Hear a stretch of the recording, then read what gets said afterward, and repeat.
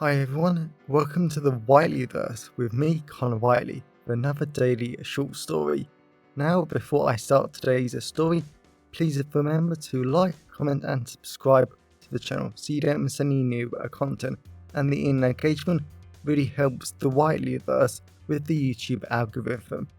Also, if you want to buy this short story and any of my other fiction, then they're available from all major ebook retailers and at your local bookstore and local library if you requested, and you can order paperback copies from Amazon.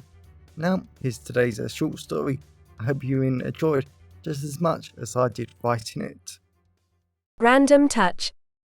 I had never been a stranger to the sexism, violence and odd behaviors that men show towards women. I had experienced more than enough myself, but there was just something about this random touch that shocked me forever. Now, as a woman who was born in the 1920s, and had to deal with more sexism and harassment than any woman should ever have to deal with before I became a superhero, I suppose the touch that happened on that warm sunny August evening shouldn't have been a surprise. But it was, because it wasn't a typical touch. My name is Matilda Plum, a superhero in the psychology, counseling and therapy sector of the world. Normally, I use my superpowers from the myths and misconceptions surrounding psychologists to improve lives, decrease distress, and give people back control over their lives. Sometimes I even fight the occasional god or goddess, but I never tackle sexism until now. Want to go for Japanese food? My stomach rumbled painfully, as one of my best friends Jack reminded me that I hadn't eaten all day.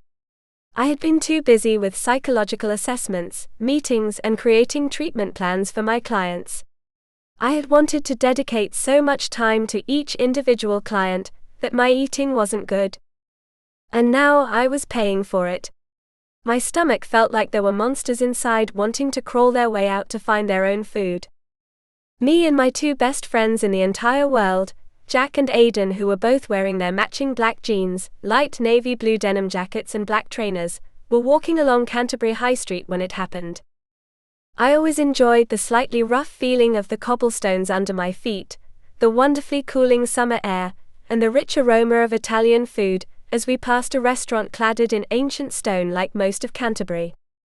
It only made my stomach rumble even more. I wanted that Japanese food. I was never going to get tired of the great smell of rich tomato sauce, strong cheese, and the refreshing hint that only freshly cut basil could provide. Canterbury in the evening was always a concert for the senses. As we went down the cobblestone high street, I glided past and broke away from Jack and Aidan time after time as we went through the busy evening crowds.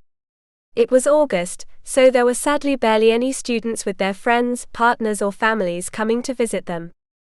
Yet there were a lot of great young and old couples, smiling and strolling up and down the high street. The young women were all wearing some variation of blue, red and black flowery dresses that blew lightly in the evening air. I had always preferred those loose-fit ones myself because tight stuff was just awful. I smiled at a particular old couple, as the man in his grey suit with a black tie held onto his wife like his life depended on it. The wife had a stunning pearl necklace and long light blue dress that I was almost jealous that I would never be able to wear. Superheroes never aged, so unfortunately I never got to experience the wonders of old age and fashion for older people. But I would much prefer to help people improve lives and save them too, than be old. I clicked my fingers and sent good luck to them. I wasn't entirely sure how it worked, but it increased the probability of good things happening to them. Yeah, I'm up for Japanese, babe, Jack said, holding Aidan's hand even tighter. At times I was jealous of them, because they had been together for years and they were the perfect couple, full of love, passion, and they never got tired of each other. I really wanted the same one day. My skin tingled and I stopped dead in my tracks. What's wrong? Jack asked me, before turning to Aidan. Why is she always first to detect threats? I waved a hand to silence them. I didn't like doing that, but I had to concentrate. After a moment, Jack and Aidan let go of the other's hand, and they too scanned the crowd for what we were all sensing. My skin felt cold and my hairs rose up. I hadn't experienced something like this before. it was a strange feeling that made me feel slightly sick. My senses were telling me that something bad was going to happen, and that someone was going to suffer, unless I helped them. I searched all the faces in the crowds. All the young and old, student and not student, and all the different types of people that flooded Canterbury every month of the year. I had to find these people and help them.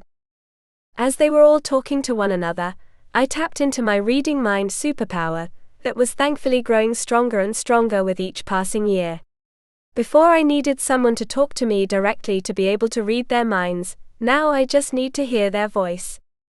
1,000 voices filled my head with their desires, hopes and dreams. One young woman in a red dress wanted her boyfriend to propose to her. An elderly woman wanted to talk to her husband about downsizing, because they both couldn't keep up with the cleaning. A young man wanted to ask his best friend out on a date. I clicked my fingers and sent good luck to all of them. I wanted everyone to have a lovely evening tonight. Then I noticed a bright white and a deadly black aura at the end of the high street. I had to get to those people now. I didn't even tell Jack and Aidan. I simply ran through the crowds of people. My feet pounded the rough cobblestone high street. The rich aroma of basil, tomato sauce and garlic being replaced with sweat. People dived out the way for the three of us. They muttered, moaned and gasped, but I did not stop. A few moments later, I came to the top of the high street where the cobblestone let way to smoother paving slabs. A large group of Chinese, French and Spanish school children were walking about, presumably they had just been dropped off by a coach. Their eyes were wide and excited, and massive grins painted their faces at the sight of historical Canterbury. I didn't see a white or black aura nearby. Where did the auras go? Jack asked. The back alleys. Aidan asked. I shrugged. It was worth a try, so as Jack and Aidan went off into the crowds to check the back alleys and all the small little streets that shot off from the high street, I wanted to sense out my prey. I closed my eyes and tapped into the psychic background noise of the high street. Again, I tapped into the thoughts, feelings and emotions of the constant stream of people that went up and down. It was a common myth that psychologists could read minds and instantly predict what you were going to do, so I was happy for the myth at this point. Each myth was a superpower. My skin felt warm, calm and loved as that was the main emotion coming from the crowd. The cute young couples were so loved up and grateful to be out on a wonderfully warm evening. The elderly couples were grateful to still be around and have good health, and the single people were content with life. Everyone was happy. Except one person. I hissed in pain, as it felt like an icy cold needle had stabbed me on my shoulder. I spun around and gasped as I went towards a back alley, filled with little coffee shops and French cafes in red, blue and white stone. I went carefully down the little street, as I focused on a young woman standing there. She was beautiful with her long brown hair, average body with a nice pair of black trousers, and tight-fitting blue shirt that made her stunning eyes look even brighter. The woman was on the phone, laughing and smiling, and then it happened. A young man wearing black jeans and a red hoodie with the hood up walked past her and touched her ass. He didn't look at her. He didn't smile. He didn't do anything. He simply touched her ass and kept on walking like that was a completely normal thing to do. The woman jumped and dropped her phone so it smashed. A cold numbness filled me, and my skin went icy cold despite my heart rate increasing. I had no idea what the hell had just happened. Why the hell would that man do that? On what planet is it ever okay to just touch a woman's ass without permission or consent? The hell was wrong with him? I clicked my fingers and time froze all around me. It might not have been a misconception about psychologists, but it was a superpower that a good chunk of superheroes shared, regardless of their sector. And it was more like slowing time down and gliding in between seconds rather than actually stopping time. So I went over to the bastard, and I hated the awful aroma of fine aftershave, with hints of cedarwood and sugar plum that invaded my nose. I ripped off the warm hood, and I just wanted to punch him, slap him and spit in his face. He wasn't a remarkable-looking man. His skin was smooth, almost handsome, and his eyes looked kind. It made no sense why he would just touch a woman's ass without consent. All I wanted to do was floor him, but I took a deep, calming breath of the cedarwood-scented air and I didn't. Instead, I placed a hand on his forehead, and I invaded his head. Blurred images of forests, seas and ships filled my mind as my powers and his mind battled. He hadn't spoken to me, so my powers didn't want to work, but I was not taking no for an answer. If he didn't ask consent to touch that woman, then I was not asking consent to touch his mind, his memories and his thoughts. My blood boiled more and more as I pressed harder into his mind. The images became clear, and I could sense his mind wanting to kill me, but he wasn't strong enough. Then his defenses shattered, and I forced his mind to show me why he had done that disgraceful act. It turned out that Finn Foster, 26 years old, was unfortunately just a regular guy.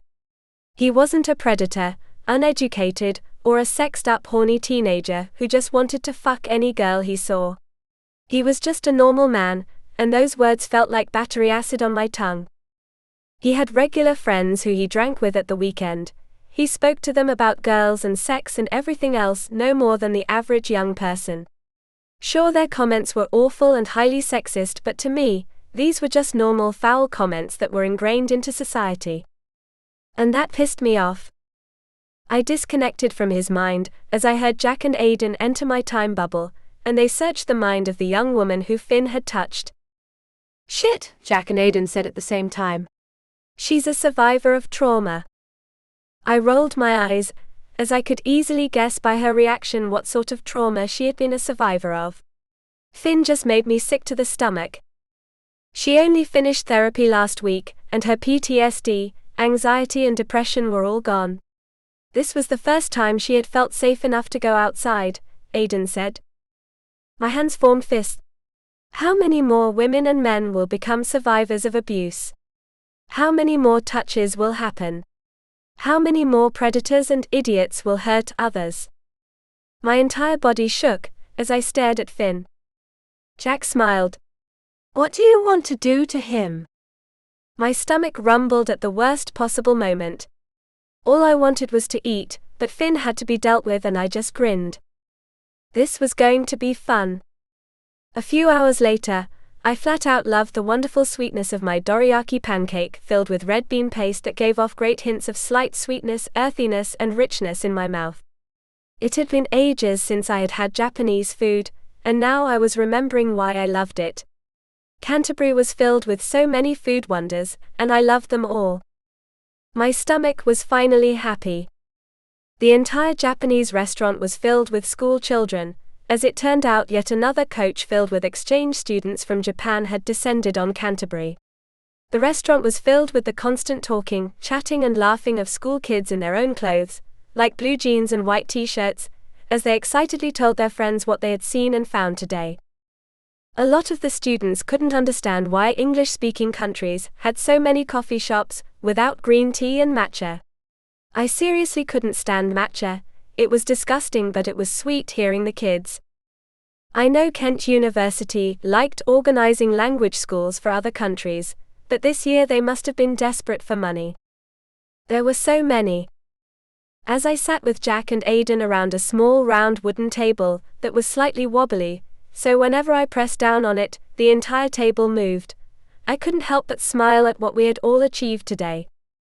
Whilst Jack and Aiden were erasing the thoughts and feelings and emotions related to the random touch in the young woman, and strengthening her self-soothing techniques for the future, I set to work destroying Finn. I didn't really destroy him, but I made sure that the world would be a better place. I simply implanted in his mind a few little things. Like, whenever he thought about touching someone without their consent, he would punch himself in the balls. That was only fair. Also, whenever one of his friends or himself made a comment about how people were sex objects or they were sexist, he would challenge them. His entire point in life now would be to challenge sexism whenever he came across it. Finn was going to show the world that sexism and touching people without permission wasn't okay. Of course, I could have turned him insane, I could have made him report himself, and I could have exposed his crime. But I didn't, because I wanted him to be a force for change. He had walked off into the setting sun, and I didn't doubt he would change a few minds in the future about being sexist and thinking randomly touching others was okay. Then those people could convince others to stop, and they could challenge sexism too. And on and on and on.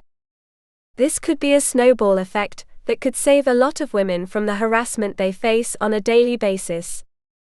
It might have been a lot of hoping, and maybe it was, but as I returned to the wonderful sweetness of my dorayaki, I just grinned because we had healed a woman today, and made sure a guy could never touch a woman ever again.